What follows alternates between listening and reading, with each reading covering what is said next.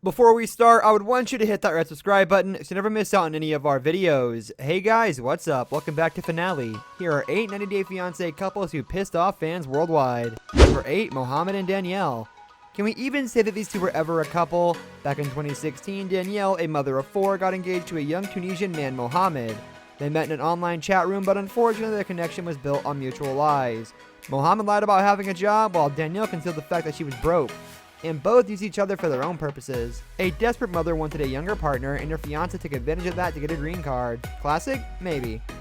There wasn't even a hint of Mohammed's affection for his soon-to-be wife. He didn't care an iota about her.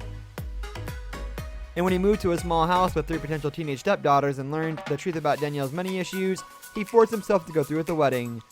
Remember that cringeworthy moment when he said he wouldn't have sex with Danielle because she smells? You asking me, like, why I'm not having sex with her, then you put it out there. I have to explain it. You know, all right. Number 7, Colt and Larissa. Let's make it clear. This relationship involved 3 people: Larissa, Colt, and his mother, Debbie. A computer programmer from Vegas met his Brazilian girlfriend via a dating website. Colt popped the question after spending 11 days with Larissa. Their marriage only lasted 6 months, and everyone involved contributed to the inevitable separation. Colt was a grown-up man who still lived with his mother and was heavily dependent on her, so he failed to take on the role of husband, while Larissa's main function was fighting with whoever was around her. Yes, she could not get along with her mother-in-law and cousin-in-law, and her 3 arrests for domestic violence against her husband were the final cherries on the split-up pie. Colt always took his mom's side, and he looked more like a couple with Debbie. A year after their divorce was finalized, Colt and Larissa are coming back to 90-Day Fiancé happily ever after with separate stories. Larissa started a new chapter after finishing her community service, while Colt is dating again. He said, now I'm reborn. Yeah, Reborn, so new life. Number 6, Darcy and Jesse. What started as a passionate and enjoyable roller coaster ended up in an ugly separation. Darcy from Connecticut met her almost 20 years younger Dutch boyfriend online and soon flew to Amsterdam to meet him and make their romance real. Their constant fighting was based on Darcy's excessive affection and jealousy, combined with Jesse's immaturity. Didn't you get tired of all those repetitive blow-ups and meltdowns? To add to that disaster, Darcy started drinking and throwing childish tantrums, like not letting Jesse cook dinner the way he wanted to. Both partners called each other manipulative until their unhealthy relationship came to its dramatic end in NYC. Still, Jesse claimed that Darcy was stalking him after the breakup. The mother of 2 did not wait long to look for another prince overseas, but fans recognized the same pattern in her next relationship with Tom from Britain, and yes, the couple also split up. Yet we have to give Darcy credit for picking boyfriends that seem to get along with each other. Yes, Tom and Jesse met in NYC for an alleged business collaboration. Who could have thought of that? At least he cared a little bit. Number 5, Paola and Russ. Pao and Russ were a regular, cute, normal couple when the show started.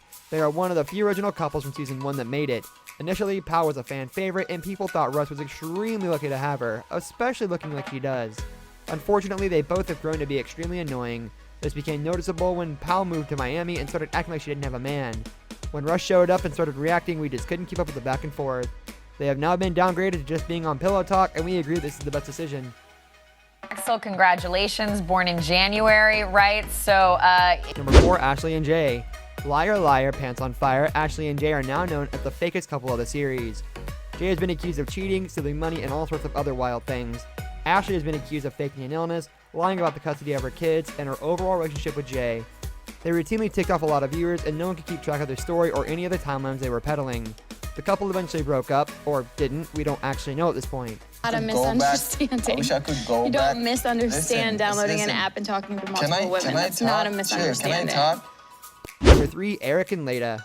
Eric and Leda are more drama off camera than on. That's a hard pill to swallow for some, seeing as they were absolutely horrible and hard to stomach. Eric came off as weak and pathetic, and Leda came off as a horrible person for trying to force him to stop paying child support.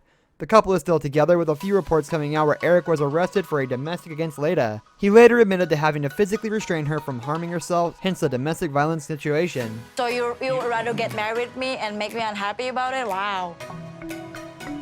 Number 2, Ricky and Melissa. Ricky was such a creep, and we only wish that we knew it before he got to Colombia to meet Melissa. The biggest problem we had with both the couples was that first and only dinner date they had. They both seemed like they did not want to be there. In addition, the fake couple seemed to part ways so quickly that it was almost unnatural for them. We don't even remember if Melissa ordered a meal before she took off. They had been talking online for about a year, and Ricky made it seem like this was it for him. Melissa knew she didn't want to show up to the dinner, so she basically wasted our time. Para conocer a ella. En un restaurante. Number 1, Nfisa and Jorge. Personally, we don't see anything wrong with Anfisa and Jorge. In fact, they make a good couple. They both bring the unexpected. Anfisa is physically and verbally abusive to Jorge, and in return, he buys her things, although usually not the things she wants since he lied about how much money he has. One of the most iconic scenes between Anfisa and Jorge was when she wanted Jorge to grab her a red bag. She yelled and screamed at him for what seemed like no reason. This was a scene that started making people really dislike these two. Unfortunately, Jorge is now in jail for possession, and surprisingly, Anfisa's hanging in there.